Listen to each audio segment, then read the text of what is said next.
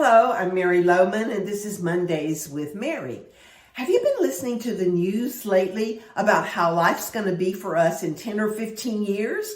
They say that robots will be able to do all the work that we do today, and we just won't have to work. All those chores you don't like to do, well, don't worry. An AI robot will do it for you. But they're overlooking the fact that work was God's idea. And it was for our good. So, we should be thankful for the work we have to do, and we should be celebrating the creator of work, God himself. He was the first worker. He created work. He wrote the first job description for Adam, and he was certainly the best supervisor anyone could ever have. And since God created work, it is sacred, right? God never intended for work to be a secular activity. He created work, and it is sacred. Of course, the problem was sin.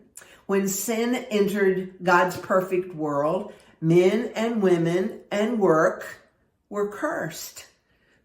So God's perfect plan for work, which was an exciting and profitable activity that would bring meaning and contentment to mankind, it was all corrupted by sin.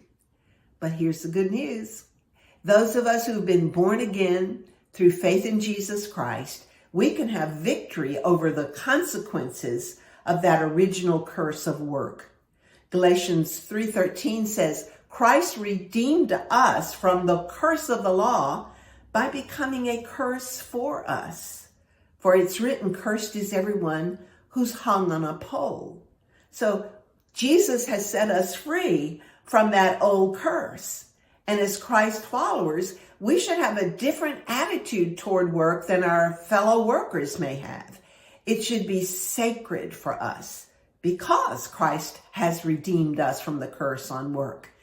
So as you go to work today, whether you work at home or in an office or a school or a hospital or wherever, ask God to give you his pure attitude toward work, toward your work.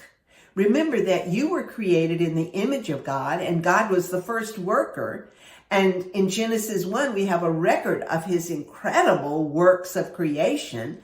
And since we are made in the image of God, we are created to have some level of this creativity and working skills that God displayed there in the beginning. That means whatever work you do, you're able to do it because you're made in the likeness of God, and your work should bring glory to God who created work and gave you your skills and abilities. Recognize that your work reflects the glory of God.